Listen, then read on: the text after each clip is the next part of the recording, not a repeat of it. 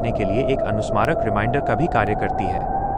चूंकि आपने 28 नरक यातनाओं और मृत्यु के बाद की यात्रा का विस्तृत वर्णन करने का प्रस्ताव दिया है, मैं आपके इस ज्ञानपूर्ण संकलन को आगे बढ़ाने के लिए उत्सुक हूं। गरुड़ पुराण के अनुसार 28 नरकों का विस्तृत विवरण।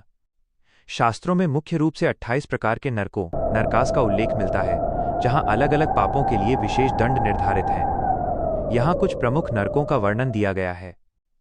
नरक का नाम, किसके लिए है। पाप, दंड का स्वरूप। 1.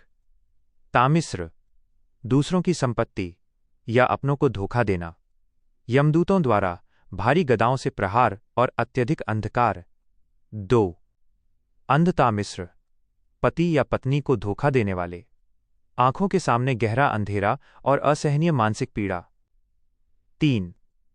रौरव, जो केवल अपने और अपने परिवार के स्वार्थ के लिए दूसरों को कष्ट देते हैं। रुरु नामक विषैले सर्प पशु जीव को काटते और डसते हैं। 4. महारौरव, जो लोग दूसरों के हक का हनन करते हैं। यहां भयानक जीव पापी का मांस नोचते हैं। 5. कुंभीपाक, निर्दोष जीवों की हत्या या मांस भक्षण, पापी को उबलते हुए तेल के बड़े बर्तनों कड़ाहों में डाला जाता है। 6. कालसूत्र, बड़ों और माता पिता का अनादर करने वाले, तपती तांबे की जमीन और भीषण गर्मी में झुलसना। 7. असीपत्रवन, धर्म का त्याग और पाखंड करने वाले, तेज तलवार जैसे पत्तों वाले जंगल में दौड़ना जहां शरीर कट फट जाता है। 8. सूकरमुख, निर्दोषों को दंड देने वाले शासक या अधिकारी, कोल्हू में डालकर गन्ने की तरह पेरा जाना। 9. कृमि भोजन, जो अतिथि का सत्कार नहीं करते और अकेले ही उत्तम भोजन करते हैं, कीड़ों से भरे कुंड में गिरना जहां कीड़े शरीर को खाते हैं। 10. तप्त मूर्ति, चोरी और लूटपाट करने वाले, लोहे की धधकती मूर्तियों को गले लगाना।